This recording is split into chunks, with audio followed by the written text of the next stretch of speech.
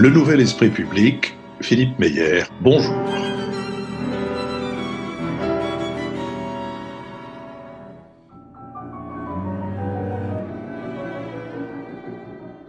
Bonjour, merci de nous avoir rejoints pour ce Nouvel Esprit Public un peu particulier, mais qu'est-ce qui n'est pas particulier en ce moment?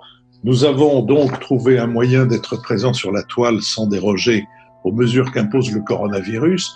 Vous ne retrouverez pas la qualité d'enregistrement que permet un studio, mais nous faisons au mieux avec l'aide de notre ingénieur du son, Charles de Silla, et de notre équipier de longue date maintenant, Benoît Carré.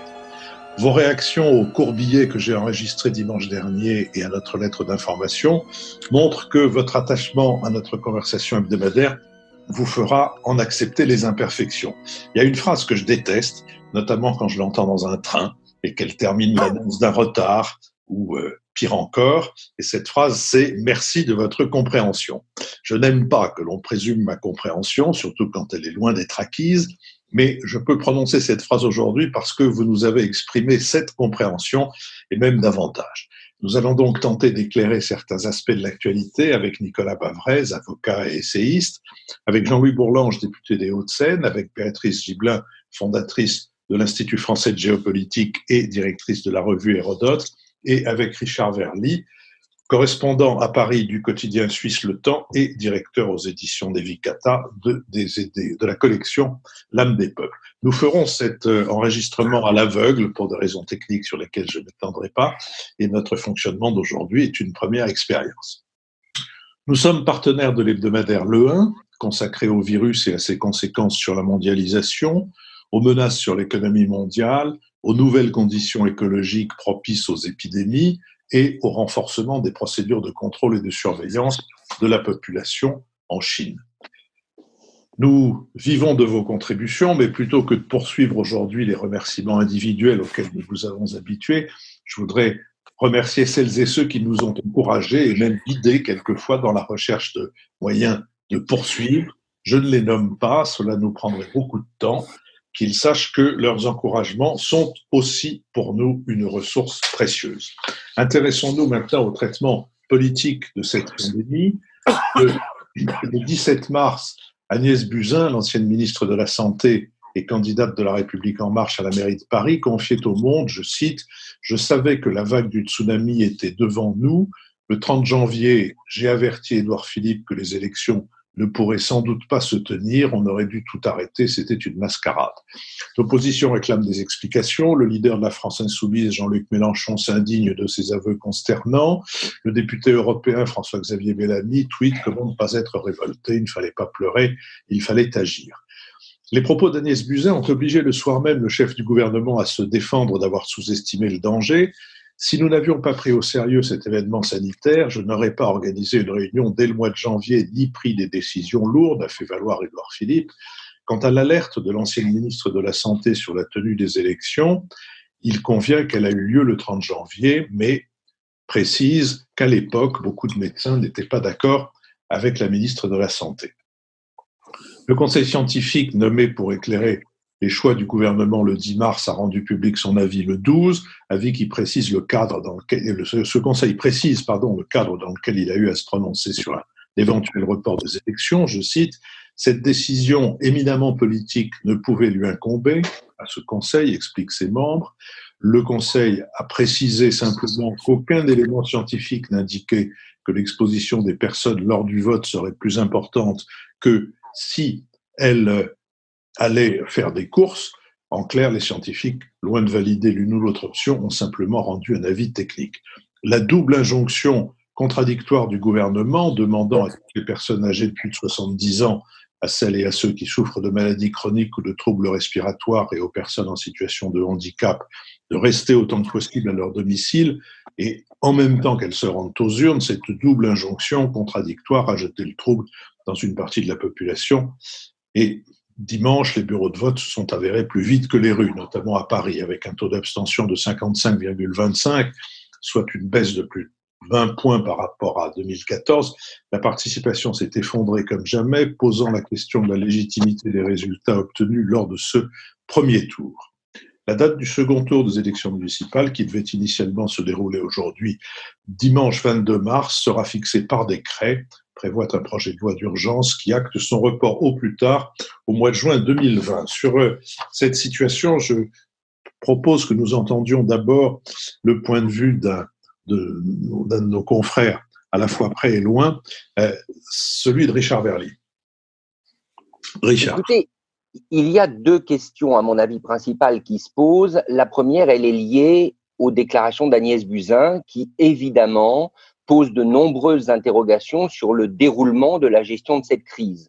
Et je dois dire que, vu avec un peu de recul de l'étranger, on est tout de même tout à fait intrigué par le fait d'abord qu'une ministre de la Santé qui était au front, puisqu'il s'agit d'une guerre, comme l'a dit Emmanuel Macron, eh bien que cette ministre d'abord ait accepté de partir pour mener une campagne électorale et qu'ensuite, lors de cette campagne électorale, elle ait tenu dans un premier temps des rassemblements, elle ait serré des mains, bref, que par son comportement, elle a absolument, en quelque sorte, absous les Parisiens de prendre toute précaution pendant au moins 2 bonnes semaines. Ça, je trouve que c'est une véritable interrogation et cette interrogation, elle porte sur la responsabilité politique des acteurs, à la fois celle personnelle d'Agnès Buzyn et celle du gouvernement qui finalement a accepté une manœuvre politique en privilégiant, semble-t-il, l'élection à Paris sur la santé publique. En tout cas, la question est posée.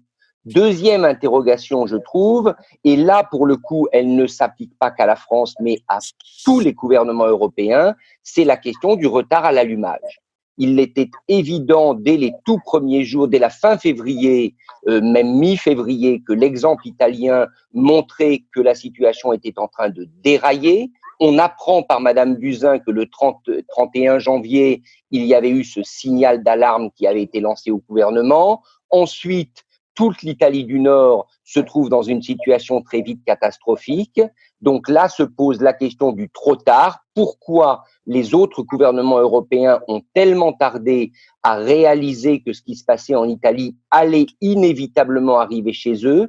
Est-ce qu'il y a encore dans les têtes des frontières qui en réalité n'existent pas et que les virus passaient alors que les gouvernements espéraient les éviter? Je dois dire que ça, c'est très intriguant parce que pour le coup, certes, on peut s'interroger sur l'attitude de la France et du gouvernement français, mais on peut poser la même question au gouvernement de tous les pays européens. Il n'y en a pas eu un qui, dès le déraillement de la situation italienne, a pris les mesures qui, semble-t-il, s'imposaient à ce moment-là. Donc, de ce point de vue, une responsabilité, à mon sens, collective et presque continentale. Nicolas Bavrez.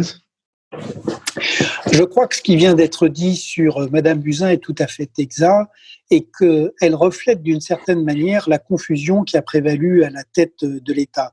Donc, on peut comprendre sa détresse. Elle part sur un triple échec, un échec comme ministre de la Santé et comme médecin. Elle n'a pas su gérer la crise de l'hôpital. Un échec très grave sur l'absence d'anticipation de cette crise sanitaire et sur le fait d'être parti au beau milieu, et ensuite l'échec électoral à la mairie de Paris. Mais je pense que le fait de se centrer sur Madame Buzyn est une erreur, et que, comme il a été dit, ça reflète pour la France, mais aussi pour l'Europe, un très grand degré d'impréparation et de manque d'anticipation. Je crois qu'il y a eu 2 erreurs. D'abord, on a cru que ce serait cantonné à la Chine et à l'Asie, et ensuite que ce serait cantonné à l'Italie. Et en tout cas, pour la France, le manque il y a 2 choses qui sont certaines. Sur le plan sanitaire, d'abord, on a laissé se créer une pénurie de lits, de masques, de dépistage et de respirateurs qui est tout à fait, qui est un objet plus que d'interrogation. Je rappelle que la Corée du Sud a réussi à endiguer l'épidémie parce que, dans le cadre d'un état de droit, les Coréens du Sud ont multiplié les tests. Il y a eu 250 000 tests pour une population beaucoup plus réduite que la population française. Ensuite, les messages qui ont été envoyés, comme il a dit, ont été très confus. On a eu 3 prises de parole contradictoires à la tête de l'État. Le président de la République le jeudi, le Premier ministre le samedi, ensuite des élections contradictoires avec les décisions du samedi, et enfin le confinement le lundi 16. Et d'une manière générale, l'État n'a pas du tout été préparé. Là, c'est vrai pour la santé, c'est vrai pour l'éducation. On explique qu'il y a de l'éducation à distance, mais en réalité, rien ne marche en dehors des établissements privés qui avaient déjà des systèmes. Sur la police, on voit également un grand trouble. Donc, il n'y a pas eu de préparation de l'État. On est aujourd'hui dans une phase de rattrapage difficile. Et ce qui est vrai, et ce qui a été rappelé, c'est que ce qui est vrai de la France est vrai de l'Europe, même si les choses semblent se passer plutôt mieux en Allemagne. En revanche, je voudrais dire une chose qui est peu soulignée, c'est que sur le plan de la crise économique, on a eu un effet retard aussi, mais là, les leçons de 2008 ont quand même été tirées. Je m'explique. Pour la France, les mesures qui sont prises sont les bonnes, c'est-à-dire que la priorité, c'est de soutenir l'offre, éviter les faillites d'entreprises pour pouvoir préserver à la fois les emplois, mais surtout la croissance potentielle quand les choses repartiront. Pour l'Union européenne, les pays ont été assez dispersés. C'est vrai qu'il n'y a pas eu assez de soutien de l'Italie, mais quand même, l'option de relance a prévalu. Et pour la Banque centrale européenne, même chose. Il y a eu le 12 mars une déclaration catastrophique de Christine Lagarde, mais les choses se sont arrangées et le jeudi 19 mars, l'annonce d'un plan massif de soutien de 750 milliards d'euros avec un plan d'urgence pour cette pandémie. Donc, d'une manière générale, au plan économique, je rappelle qu'en 2008, il avait fallu attendre 2014 et l'arrivée de Mario Draghi pour prendre les bonnes décisions. Là, c'est allé beaucoup plus vite. Un mot sur le projet de loi d'état d'urgence sanitaire que j'ai regardé. Et là, je voudrais quand même faire un commentaire, c'est qu'il y a un certain effet de rattrapage ou de pénalty de compensation. Le report du second tour est quand même pose des questions parce que les résultats de ce premier tour sont extrêmement fragiles et on peut se demander d'un point de vue constitutionnel si on peut faire 2 tours d'élection avec 3 mois de distance. Mais les mesures d'urgence pour l'économie sont plutôt bonnes. En revanche, je voudrais appeler l'attention sur le fait qu'on est en train de créer un nouveau régime de circonstances exceptionnelles. On avait déjà l'article 16, on avait l'état d'urgence, on avait l'état de siège. Et là, on crée un état d'urgence sanitaire avec des atteintes aux libertés qui sont extrêmement vastes et tout à fait non contrôlées. Donc, la liberté d'aller et venir, ça c'est le confinement. On peut porter des atteintes à la liberté d'entreprendre, de se réunir, de manifester. Surtout, le ministre de la Santé peut réquisitionner tout bien et service. Et c'est vrai que ce pouvoir de réquisition, qui n'est absolument pas encadré, pose quand même une véritable question. Donc, je voulais appeler l'attention sur le fait que ce projet, en l'état actuel, d'abord crée un nouveau système, alors qu'on en a déjà beaucoup de circonstances exceptionnelles, et mettre en place des mesures qui sont quand même des mesures d'atteinte aux libertés fondamentales extrêmement larges et extrêmement peu contrôlées. Donc, en un mot sur la performance des autorités françaises, je crois qu'on a une vraie faillite sur le sanitaire et le régalien, comme d'habitude, et plutôt une réaction qui a un peu tardé, mais une réaction qui est plutôt bonne sur le plan économique. Mais dans ce moment, il est clair que, moins encore que d'habitude, c'est l'économie qui mène le monde. Béatrice Gibelin ? Oui, moi je ne serais pas aussi sévère que Nicolas sur la faillite, comme d'habitude, dit-il, sur le plan régalien et les décisions politiques. Et je pense que si on avait pris une décision de confinement très tôt, les Français ne l'auraient pas compris. On voit déjà aujourd'hui, alors que la situation est grave, combien il faut de rappels à l'ordre, y compris avec des amendes de plus en plus lourdes, pour que les citoyens comprennent que là, il faut rester à la maison.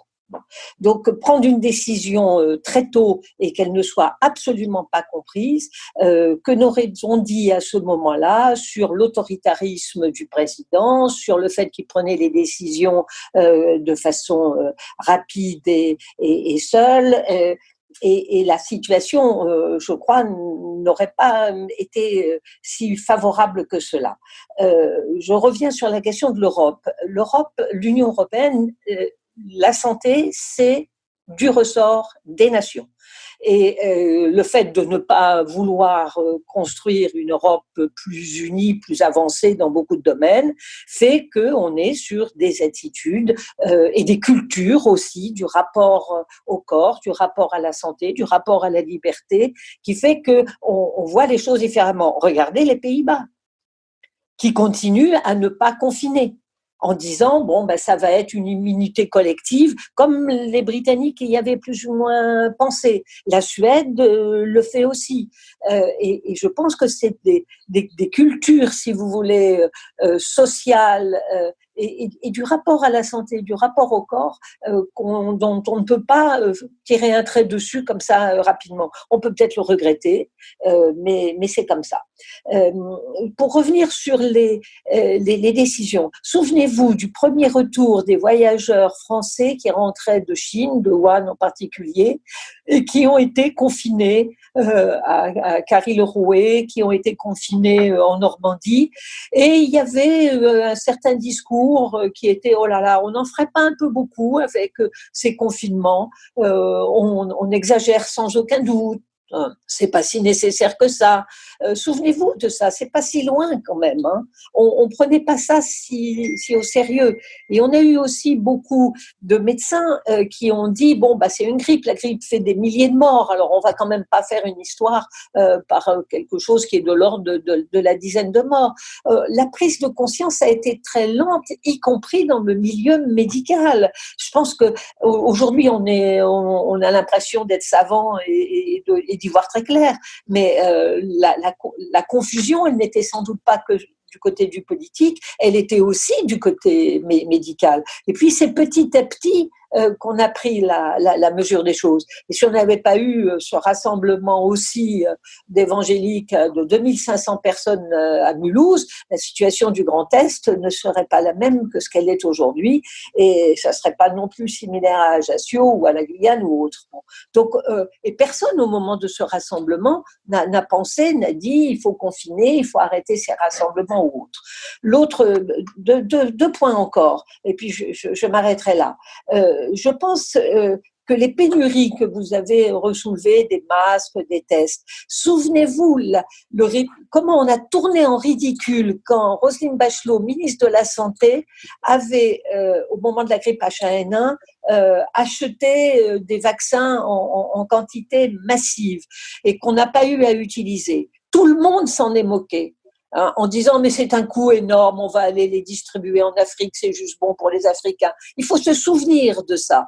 Et nous n'avons pas eu, comme en Asie, l'expérience du SRAS. Je pense que ce qui s'est passé en Asie, c'est la connaissance d'épidémie et d'une épidémie qui a été grave, même si elle a été moins en nombre de morts que celle-ci, au moment de l'épidémie du SRAS.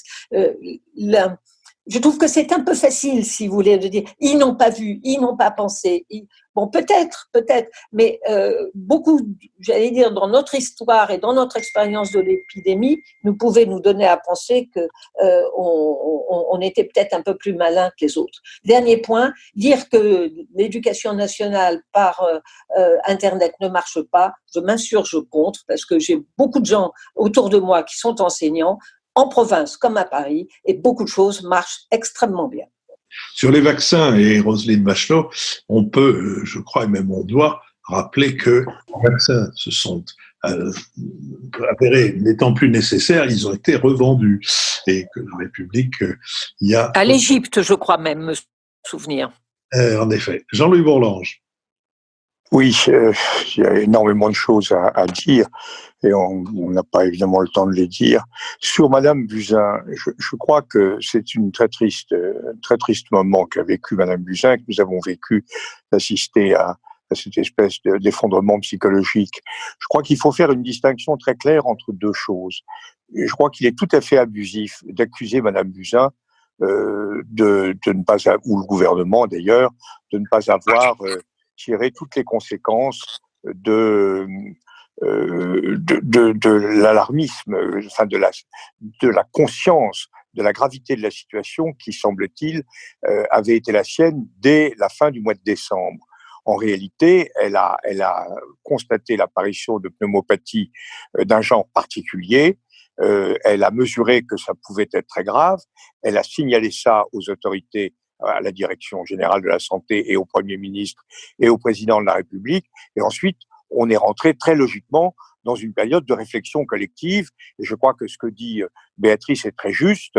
On a énormément de difficultés et la communauté scientifique n'a pas été très claire. Et il ne faut pas le lui reprocher. Elle était en face de quelque chose de très inédit. Elle a les moyens qu'elle a, dont elle dispose et pas d'autres. Et elle a essayé de faire face. En réalité, c'est vrai qu'elle a accompagné et suivi l'affaire plus qu'elle ne l'a anticipé. Et ce qui est un peu gênant, ça a été la déification de l'autorité scientifique par le pouvoir politique, alors que l'autorité scientifique était elle-même extrêmement incertaine de son diagnostic, de ses choix et des comportements qu'il fallait adopter. Ensuite, la deuxième chose qui est assez choquante chez Madame Buzyn, c'est ce qu'elle a dit, le comportement qu'elle a adopté, le discours qu'elle a tenu au moment où elle a décidé de renoncer au ministère et d'être candidate. Et là, je crois que il s'est passé, et je crois que c'est à ce moment-là que il s'est passé quelque chose chez elle et qu'elle a été, si je puis dire, à côté d'elle-même pendant toute cette période.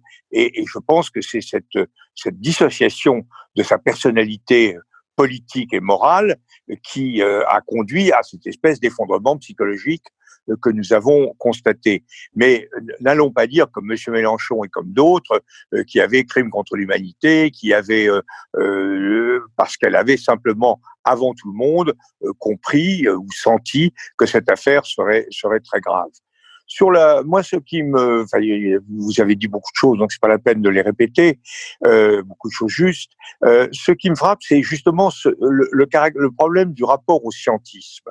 Le scientisme, de la part d'un homme politique ou d'une classe politique, ça consiste à considérer que les détenteurs d'une vérité scientifique sont fondés à prendre des décisions politiques. Je crois que c'est une erreur. Je parle de Nicolas Aron l'a montré 1000 fois, etc. Mais c'est une erreur profonde. Il y a une différence de nature entre le diagnostic du savant et la responsabilité du politique. Ce sont deux choses. Au secours Max Weber, ce sont deux choses que l'on sait. Et là, on a bien vu à quel point l'un des problèmes du macronisme, c'est justement de ne pas comprendre ce qu'est la dimension de la conscience politique et de s'être rué avec de moins en moins de finesse d'ailleurs, derrière le gouvernement fait ce que les autorités scientifiques lui disent de faire. Prenons l'exemple des élections.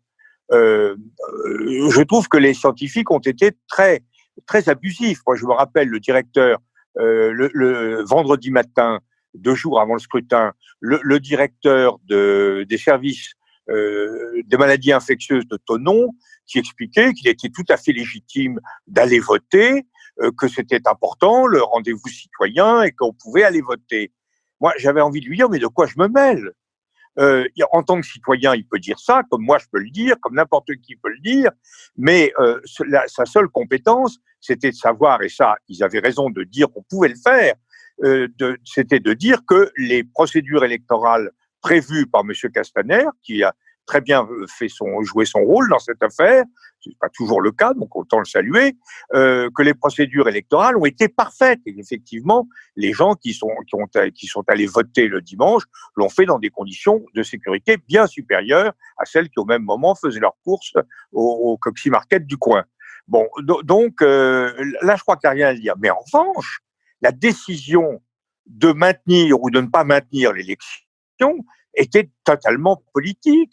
Il s'agissait de savoir s'il y avait rupture devant l'égalité du suffrage. C'était évident que les personnes âgées couraient un risque plus important et étaient conscients de courir un risque plus important. Il fallait savoir si, au-delà du premier tour, on n'allait pas rendre le second tour impossible et évidemment se profiler les mesures qu'on a prises depuis de confinement qui rendaient impossible le second tour. Il fallait se poser la question de savoir si, au bout du compte, cette échéance était ou n'était pas importante. Or, je suis désolé, les élections municipales, c'est, si je puis dire, du mauvais côté de la parabole de Saint-Simon. C'est-à-dire ces genres de trucs où on élit des gens, c'est pas très important de savoir comment ils sont élus à quel moment. On pouvait très bien avoir des maires, et même on devait avoir des maires qui se maintenaient au pouvoir pendant la durée de la crise. Donc, il n'y avait aucune urgence sociale, politique, éthique, etc., à ce qu'une décision soit prise par les Français ce jour-là. Tout ça, c'était des décisions entièrement politiques et on a entendu Guérini, le Premier ministre, tout le monde dire « les scientifiques nous disent on peut voter ». Là, il y a vraiment une démission et une démission extrêmement grave. Et l'opposition a été lamentable, mais je ne comprends pas, je dois dire, que le président de la République n'ait pas samedi. Nous l'avons demandé. Moi, j'ai fait un communiqué dès le jeudi. François Bayrou a fait le siège du président de la République tout au long de la journée de samedi pour lui dire si vous vous engagez dans une déclaration de phase 3, etc., avec un confinement, vous devez en tirer immédiatement les conséquences et dire on ne fait pas l'élection au premier tour parce qu'on ne pourra pas faire l'élection au second. C'était quand même un raisonnement élémentaire et là on se demande comment le gouvernement les pouvoirs publics font si peu preuve d'anticipation. Alors, la dernière chose que je voudrais dire, j'ai plein d'autres choses, mais anecdotiques, mais je dois dire que je suis complètement émerveillé en termes de sociologie de la bureaucratie française par le comble absolu de la pathologie bureaucratique française consistant à demander, à exiger des gens qu'ils s'autorisent eux-mêmes à sortir et à faire des choses. Là, je crois que le comble est atteint, qu'on soit obligé d'avoir une autorisation écrite de sa main pour autoriser le cerveau de chacun d'entre nous à dire aux membres de chacun d'entre nous ce qu'ils ont le droit de faire, c'est-à-dire par exemple de se mettre en mouvement pour sortir dans la rue, ça c'est quelque chose auquel je crois qu'on ne pouvait pas légitimement penser en tout bon sens. Ça n'a absolument aucun sens. Alors on dit que c'est pédagogique, tu parles que c'est pédagogique, soit les gens ont envie de sortir et ils se font l'autorisation, soit ils ignorent toutes ces procédures et ils sortent de toute manière, et de toute manière on pouvait très bien édicter des règles et les appliquer sans avoir besoin d'exiger un certificat par soi-même rédigé. À Dieppe, on a une brave dame qui s'est baignée dans la mer de Manche, ça doit faire 12 degrés, et cette brave femme, elle se baigne, et à la sortie, il y a trois gendarmes qui la verbalisent parce qu'elle n'a pas son autorisation. Sans doute, le maillot de bain n'aurait pas pu le supporter. Alors, on croit rêver, parce que comme distanciation sociale, le fait de se baigner à 12 degrés dans la Manche à Dieppe, c'était quand même assez réussi. Je pense qu'il y aura en effet intérêt, plutôt qu'à publier tous les journaux de confinement, que semble-t-il chacun se fait à écrire, il y aura intérêt à publier une espèce de sottisier autour de ces différentes mesures. Richard Verly ? Oui, deux remarques. La première, c'est que il y a une erreur fondamentale, je crois, à se reposer sur les scientifiques quand on est un politique. Pour une raison simple, c'est que les scientifiques ne sont pas tous d'accord entre eux.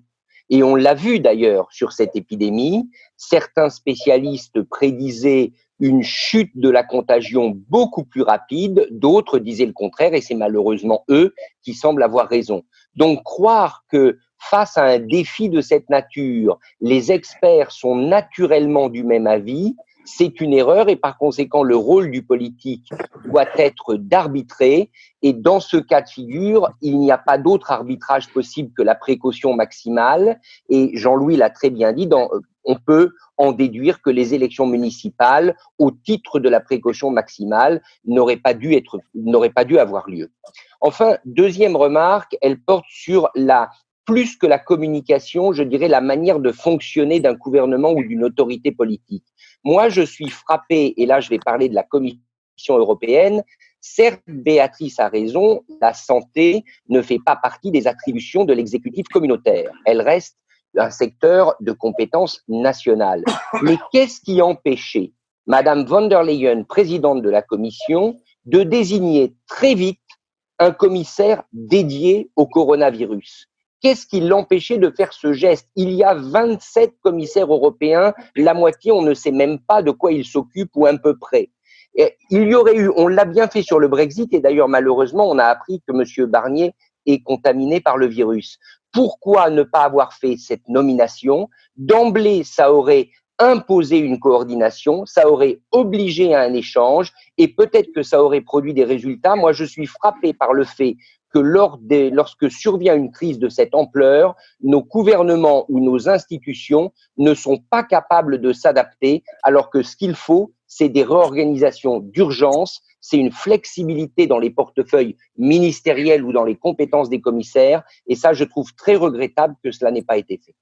On peut ajouter à la remarque qu'a fait Richard une remarque sur le fonctionnement des médias, et notamment des médias électroniques, sur le plateau ou devant les micros desquels on n'a jamais vu autant de médecins, c'est-à-dire de gens qui ont un rapport direct avec la situation, mais auxquels on demande à la fois de faire des constats sur des données sociales dont ils n'ont pas auxquels ils n'ont pas accès, et d'autre part de faire des prévisions dont ils sont incapables. Et comme beaucoup de médecins travaillent, et notamment travaillent dans les hôpitaux, qu'au bout d'un moment, ils s'estiment plus utiles sur le plateau dans les services de réanimation que sur les plateaux de télévision ou de radio, chaque journaliste semble donner la parole à son propre médecin en lui posant des questions sur aussi bien la fin du période de confinement que sur la manière dont il convient de soigner le virus. Enfin, ça tourne quand même au ridicule, auquel il faut dire que souvent, d'ailleurs, les médecins résistent en disant « mais je ne sais pas, pourquoi est-ce que vous me posez cette question ? Je ne sais pas », et ils ont l'air de ne pas très bien savoir pourquoi ils sont invités. Béatrice Gibelin.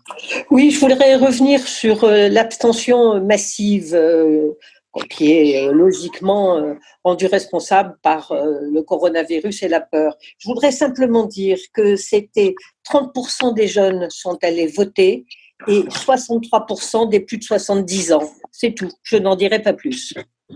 Est-ce que sur ces sujets, on peut considérer que nous avons fait le tour de la question ? Peut-être. Moi, je voulais ajouter une petite chose, si c'est possible. Une petite chose, Jean-Louis, c'est votre spécialité.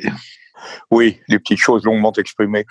Non, ce que je voulais dire, c'est que j'ajoute un point d'incertitude et d'anxiété d'ailleurs, c'est que je trouve que nous ne sommes pas du tout clairs encore aujourd'hui sur la façon dont on gère cette maladie.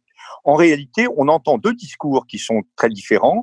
Le premier, c'est qu'une pandémie de cet ordre, ça ne peut se régler que quand tout le monde a plus ou moins été frappé et a été en quelque sorte vacciné, si je puis dire, enfin inoculé, immunisé.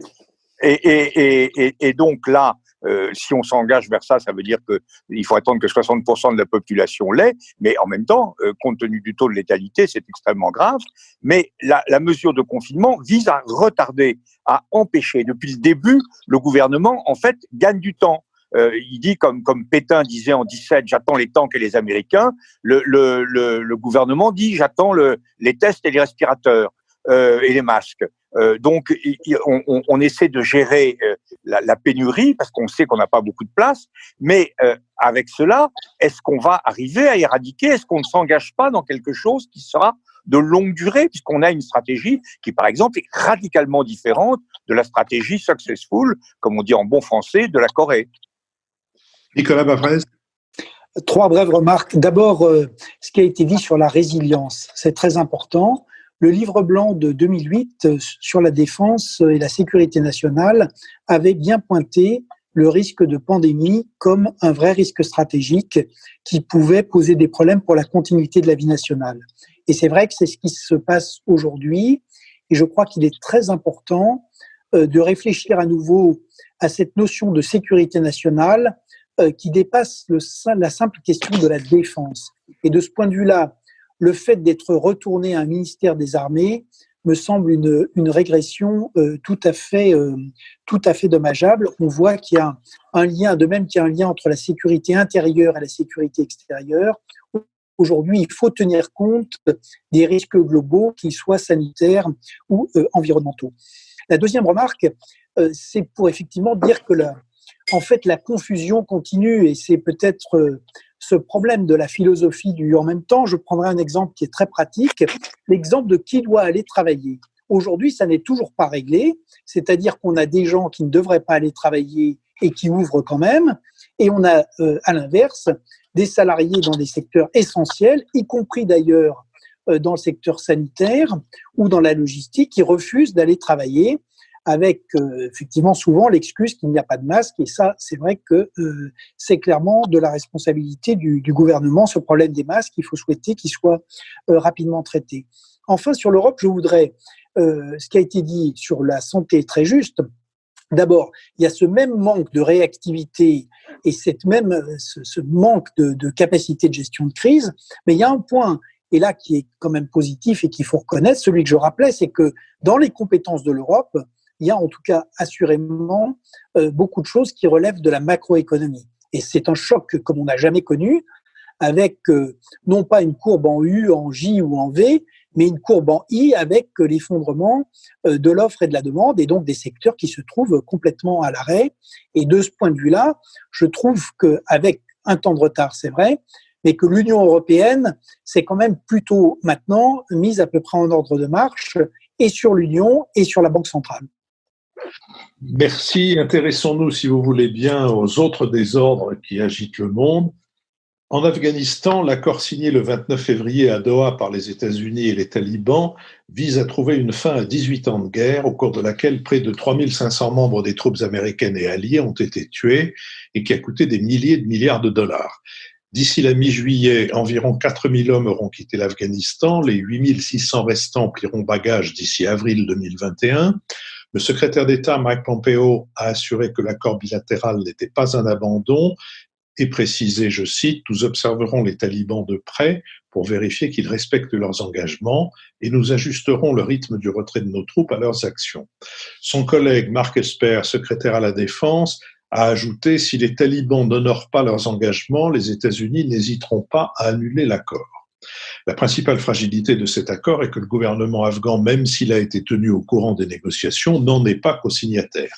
Le cœur de l'entente est de prévoir un retrait militaire américain en échange d'un arrêt du soutien taliban aux groupes djihadistes internationaux. Pour le reste, Kaboul et les talibans doivent, à partir de maintenant, parvenir à imposer un cessez-le-feu durable et négocier l'avenir du pays. Sur le front pétrolier, le 9 mars, les cours du pétrole ont chuté à environ 33 $ le baril, niveau inobservé depuis début 2016, soit une baisse de près de 25% par rapport au 6 mars. Un choc de demande issu de la propagation du coronavirus et des mesures de confinement, imposées notamment par la Chine, s'est superposé à un choc d'offres issu des conséquences de la décision de l'Arabie saoudite et de la Russie de cesser leur coopération sur le marché, précipitant ainsi l'effondrement des cours, et ce d'autant plus que l'offre était déjà excédentaire sur le marché pétrolier au premier semestre 2020. En Russie, au nom de la stabilité, le président russe Vladimir Poutine, 67 ans au pouvoir depuis 20 ans, vient de s'aménager la possibilité d'y rester 16 années de plus. Le 10 mars, la Chambre basse du Parlement de Russie a adopté à une majorité écrasante un amendement constitutionnel visant à autoriser le chef de l'État à solliciter 2 nouveaux mandats à l'issue de son mandat en cours, qui prend fin en 2024. Cette réforme doit encore être validée par la Cour constitutionnelle, puis par les électeurs appelés à se prononcer lors d'un vote populaire le 22 avril. À Pékin, enfin, un porte-parole du ministère chinois des Affaires étrangères a laissé entendre le 12 mars sur Twitter que l'armée américaine aurait introduit le virus à Wuhan, où la plupart des scientifiques s'accordent à dire que l'épidémie a commencé en décembre. Sur cette question, Béatrice Gibelin. Oui, à écouter ces 4 thèmes que Philippe Meyer vient de présenter, on se dit que la situation est vraiment, sur le plan géopolitique, très préoccupante. Sur le premier, assurément, le coronavirus fait que cet accord, qui n'est pas un accord de paix, qui est simplement un accord passé entre les talibans et les États-Unis sur le retrait des forces américaines. En temps normal, il aurait fait sans doute les gros titres des journaux. Là, il est presque passé de façon, dans une discrétion que je trouve préoccupante pour ma part, même si cet accord ne résout pas grand-chose. Mais c'est assurément la reconnaissance de ce qu'on peut appeler une débâcle américaine, d'une guerre qui a duré 18 ans, qui n'est pas encore terminée, qui a coûté des milliers de milliards de dollars, plusieurs milliers de morts, et les Américains, le peuple américain n'a qu'une envie, c'est que ça s'arrête. Et quand les États-Unis disent si les talibans ne respectent pas l'accord, eh bien nous resterons, il est fort probable que les États-Unis s'éloigne véritablement de ce qu'on a appelé à propos de l'Afghanistan le cimetière des empires.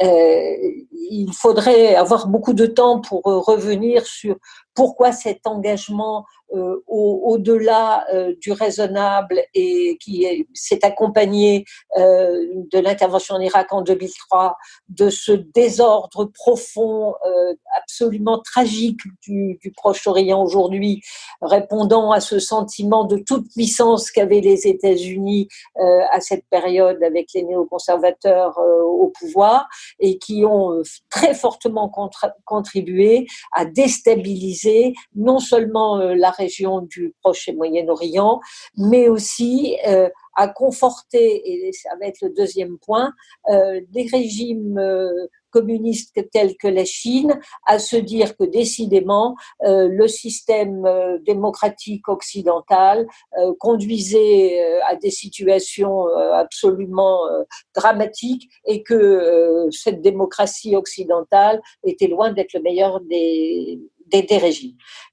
C'est ce qui vient de se passer en catimini, très discrètement et de façon inattendue, dans une réforme constitutionnelle extrêmement importante en Russie, qui elle aussi n'a pas fait tant que ça des gros titres, et où on a Poutine qui se vote une constitution à sa mesure, la Douma l'ayant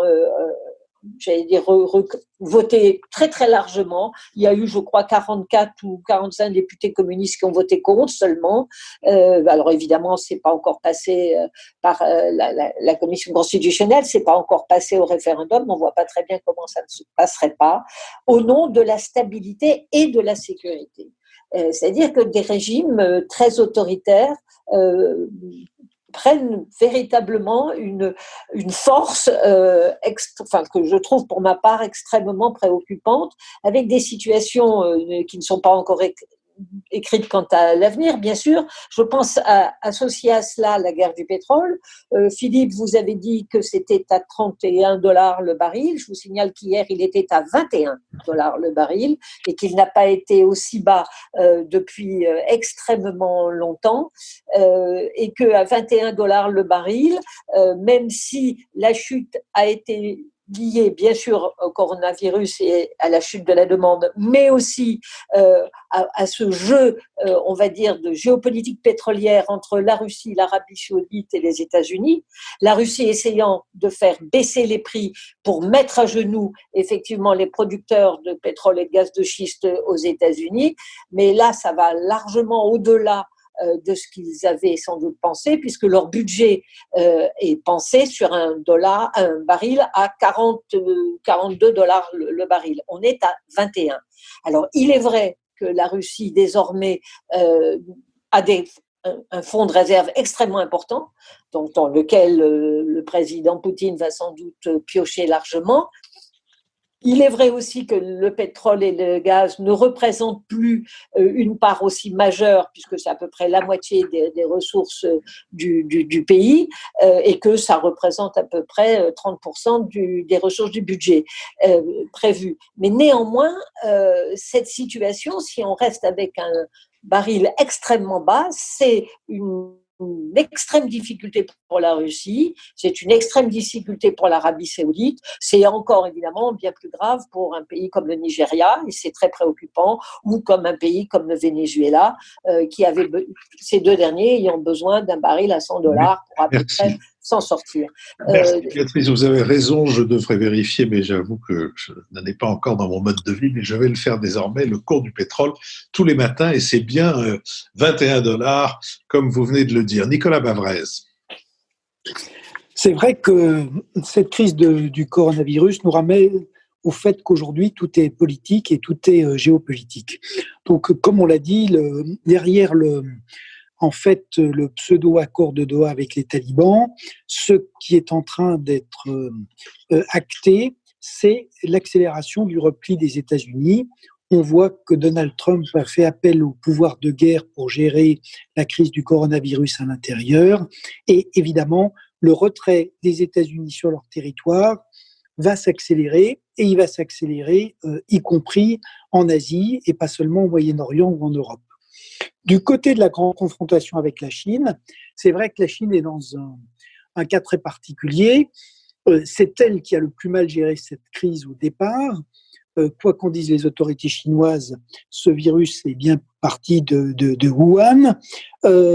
Et néanmoins, la Chine va sortir de crise et l'Asie, en général, va sortir de crise avant les autres régions du monde. Donc, d'un point de vue sanitaire et économique, on a 4 vagues. La vague asiatique qui commence à refluer, l'Europe qui est en plein dans la crise, le prochain choc, ce sont les États-Unis, et le suivant, ce sera le monde émergent. Et du même coup, on va avoir une régionalisation accrue en Asie, autour de la Chine, et une emprise de la Chine qui va se renforcer sur l'Asie et qui va justifier le discours tendant à dire que les régimes autoritaires et le total capitalisme chinois sont bien supérieurs aux démocraties. C'est vrai que de l'autre côté, un certain nombre de régimes autoritaires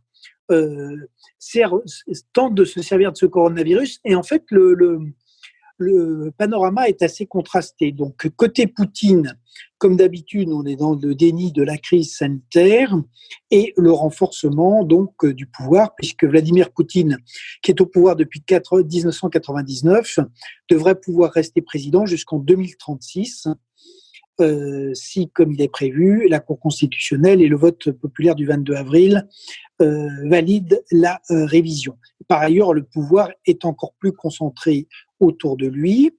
Côté saoudien, on a une double révolution, puisqu'il faut rappeler que Mohammed Ben Salman a fait emprisonner à la fois Mohammed bin Nayef, son ancien rival, et puis le frère du roi Salman, et qu'il a déclenché en même temps une guerre du pétrole.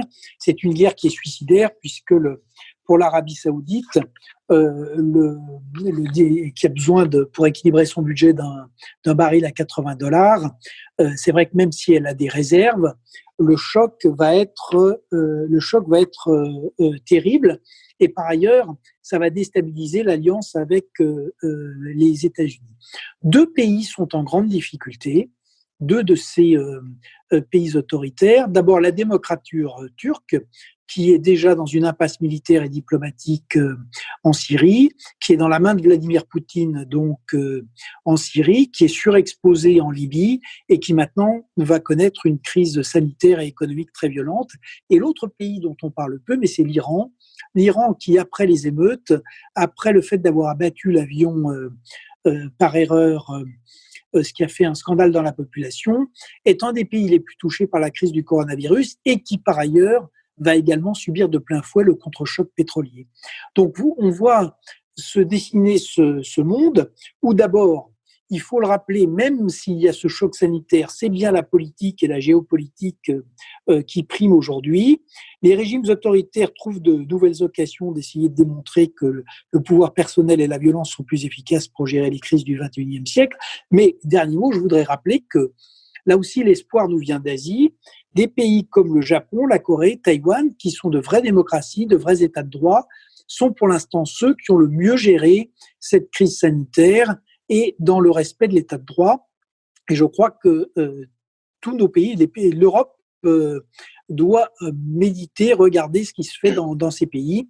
Et par ailleurs, ce seront des piliers pour essayer de contrer la poussée chinoise dans les prochaines décennies. Richard Verly.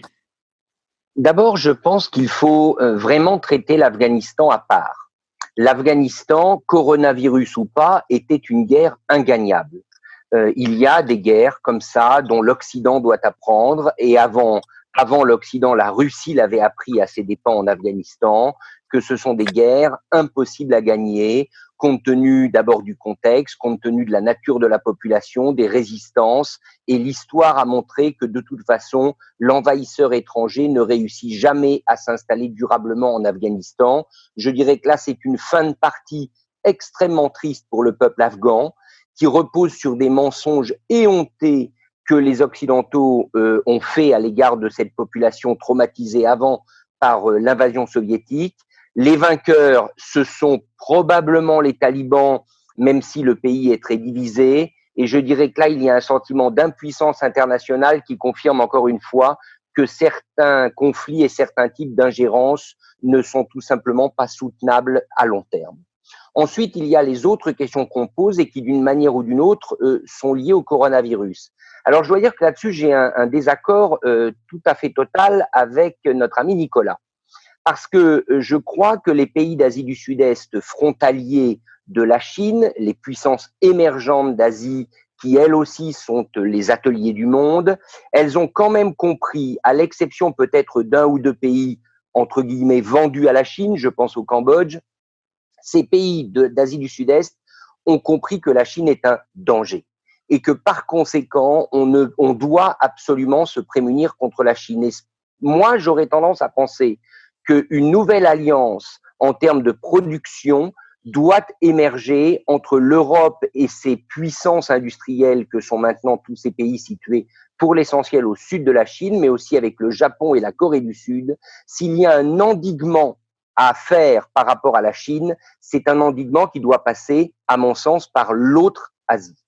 Enfin, un autre élément à propos de la Chine, elle a une difficulté, c'est qu'un certain nombre de pays touchés par le coronavirus, et ce sera encore plus vrai si cette épidémie atteint l'Afrique, eh bien, ces pays vont réclamer une annulation pure et simple de la dette qu'ils ont vis-à-vis de la Chine.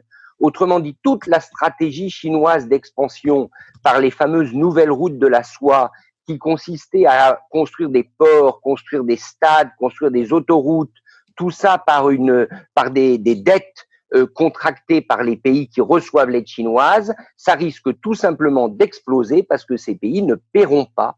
Et comment la Chine va faire pour affronter cette nouvelle situation? Donc, à mon sens, ce qu'on voit aujourd'hui, c'est une opération de communication, de cosmétique de la Chine, une opération d'ailleurs assez détestable qui consiste à faire dire que ce virus n'est pas chinois et que les Chinois, eux, ont tout réussi face à l'épidémie. En réalité, les problèmes pour la Chine sont devant elle. Je termine avec la Russie. Dans le cas de la Russie, c'est à mon avis une autre équation qui se pose. C'est est-ce que la société russe, dans 5 ans, même peut-être avant, va tolérer ce pouvoir poutinien qui désormais est un pouvoir à vie, disons-le, et qui s'instaure comme elle. Je pense que Vladimir Poutine profite de circonstances. Clairement, l'épidémie du coronavirus lui permet d'avancer ses pions encore mieux sans doute qu'il ne le pensait parce qu'il y a un recours vers le pouvoir autoritaire, mais je ne suis pas du tout certain que la société russe soit prête à accepter cela une fois qu'on sera sorti de ce traumatisme et surtout si la situation économique, comme cela a été dit, devient déplorable et très difficile en Russie parce que, encore une fois, on ne peut pas avoir un regard sur le pouvoir de Vladimir Poutine sans le dissocier de cette manne financière que sont les hydrocarbures. Or, si la manne financière rapporte beaucoup moins, l'autoritarisme à visage unique de Vladimir Poutine sera quand même en grande difficulté. Jean-Luc Bourlange ? Oui, moi, je ne sais pas s'il faut tracer un lien entre tous ces événements. J'ai plutôt l'impression que pendant le corona, les autres pathologies sociales et politiques continuent. Et peut-être faut-il dire que le corona équivaut au fait d'éteindre la lumière. Et quand on éteint la lumière, chacun sait que c'est à ce moment-là que les gens se livrent à des activités hautement répréhensibles, qu'elles aient un caractère prédateur ou sexuel, ou les deux. Et c'est bien ce qui se passe un peu partout dans le monde. On éteint la lumière, les Américains font ce qu'ils ont envie de faire, c'est quitter l'Afghanistan. Poutine fait ce qu'il a envie de faire, c'est-à-dire être élu pour l'éternité. Les Chinois font ce qu'ils ont envie de faire, c'est d'accuser les diables étrangers. Ceci soit dit en passant, il faut quand même se rappeler que les Chinois sont très largement à l'origine non seulement de cette pathologie qui nous a atteints, mais de la plupart des pathologies comparables au XXIe siècle, et qu'il apparaît assez nettement que tout ceci repose sur la conception qu'ils ont extrêmement non maîtrisée de leur façon de vivre avec les animaux. à l'origine de tout ça, il y a une espèce de mode de vie chinoise qui est extrêmement préjudiciable à tout le monde, et que c'est quand même un peu fort de café de les voir accuser, les Américains, de leur avoir importé le virus. Donc tout cela montre que le temps est couvert, on ne voit plus rien, et quand on ne voit plus rien, on peut faire tout ça.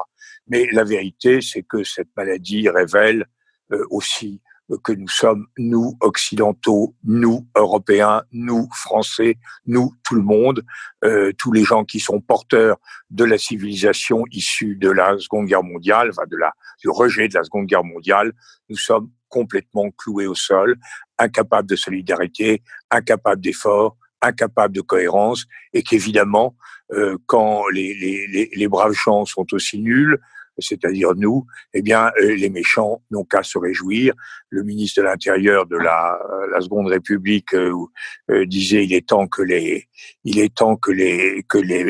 bons se rassurent et que les méchants tremblent. Je crois, hélas, qu'il est temps que les bons tremblent et que les méchants se rassurent. Béatrice Gibelin. Oui, je voudrais juste préciser sur la Chine. L'attitude de l'OMS pour le temps qu'elle a mis à déterminer une pandémie tient aussi aux relations que le directeur de l'OMS, qui est un Éthiopien dont vous me pardonnerez de ne pas avoir mémorisé le nom, qui a été élu grâce aux voix de la Chine et grâce aux pays alliés de la Chine. Et la complaisance dont il a fait preuve vis-à-vis de la Chine au début de cette épidémie doit nous donner à réfléchir. Et quand on voit comment les Chinois essayent de faire véritablement, une intrusion, une prise de pouvoir dans un certain nombre de grands organismes internationaux, y compris la FAO, par exemple, il faut absolument que nous réfléchissions à cette stratégie des États-Unis. L'heure a sonné de notre dernière séquence, la séquence des brèves. Évidemment, ces brèves ont peut-être une utilité particulière dans ces périodes de confinement.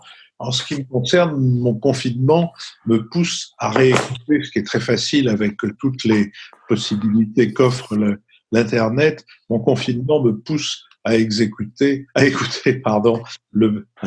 grand nombre de chansons et à retomber avec beaucoup de bonheur dans ces chansons des années de 1950 à 1980, et en ce moment plus particulièrement sur Félix Leclerc et sur Catherine Sauvage.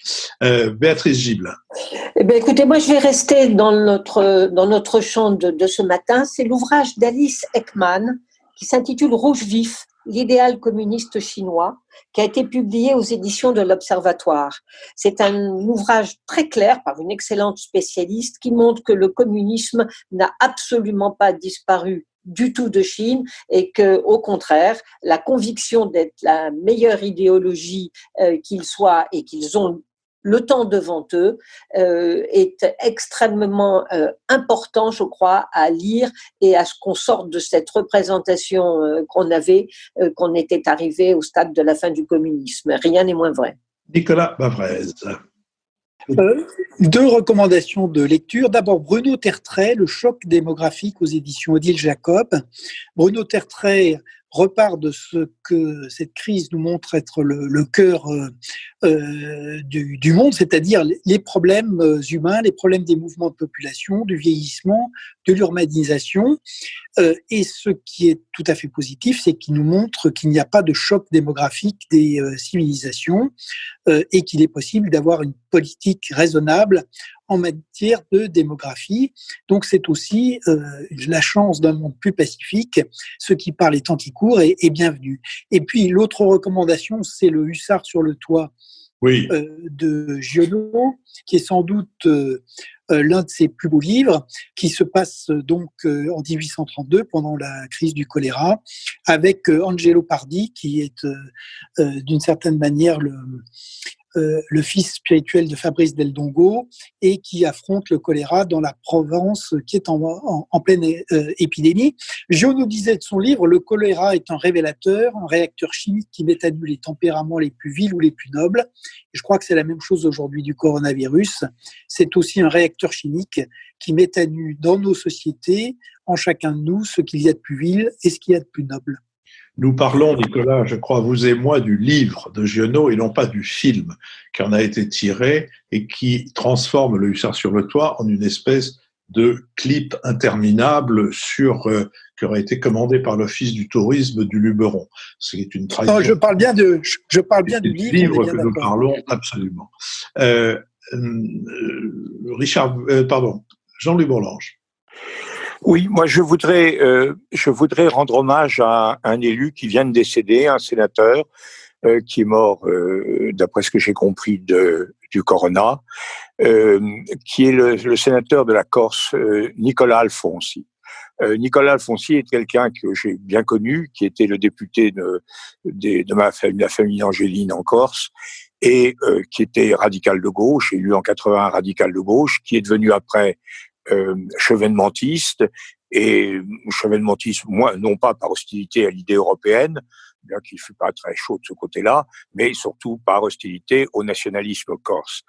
Nicolas Alfonsi a été, c'est ça que je voudrais signaler, a été un formidable représentant, patron du Conservatoire du littoral en Corse. Il a, avec un courage politique, une clairvoyance, une ténacité, constamment tenu tête à toutes les formes de mafiosisme nationaliste ou autre en Corse, et il a grandement contribué à faire que le littoral de la Corse est encore aujourd'hui largement préservé et ne donne pas l'impression détestable que donne le littoral autrefois magnifique de la Côte d'Azur. Donc je crois qu'il a bien mérité de la petite patrie, comme on dit là-bas, comme de la grande. Richard Verly. Eh bien, je pense qu'on doit être un certain nombre à utiliser notre temps de confinement pour regarder des séries télévisées. Et personnellement, je me suis plongé depuis quelques jours dans la 2e saison de Narco Mexico sur Netflix et je la recommande parce qu'elle nous montre l'agonie d'un seigneur de la drogue mexicain dans les années 80 face aux agences fédérales américaines. C'est passionnant, c'est bien évidemment tout à fait hollywoodien dans sa facture, mais ça permet de passer son confinement vers d'autres maladies et d'autres difficultés. Si je puis dire, l'avantage, c'est qu'elles sont bien scénarisées.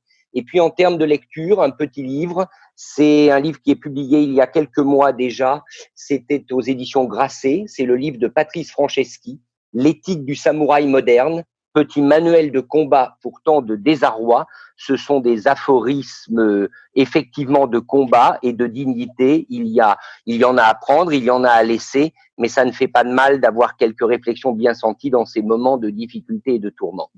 Merci à tous.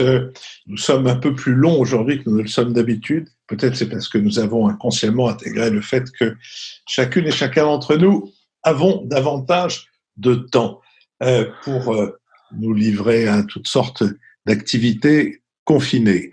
Je remercie Charles de Silla qui a procédé au nettoyage, au mixage et au montage de cette émission, et Benoît Carré qui nous a tous guidés vers les chemins de l'utilisation de l'informatique à des fins de diffusion de nos enregistrements. Je vous dis, je l'espère, à dimanche prochain. Nous sommes en train de réfléchir à des suppléments, des badas d'un genre un peu particulier que nous pourrions vous proposer entre deux émissions qui est constituée de nos conversations hebdomadaires sur l'actualité. Nous sommes évidemment aussi très intéressés aux suggestions que vous pouvez nous faire en nous écrivant, vous connaissez l'adresse, contact.lenouvelespritpublic sans séparation @gmail.com. Merci à Béatrice, à Richard, à Jean-Louis et à Nicolas, et à la semaine prochaine, s'il n'y a pas de pénurie d'énergie ou de quoi que ce soit d'autre qui pourrait nous mettre du plomb dans l'aile. Merci et à la semaine prochaine.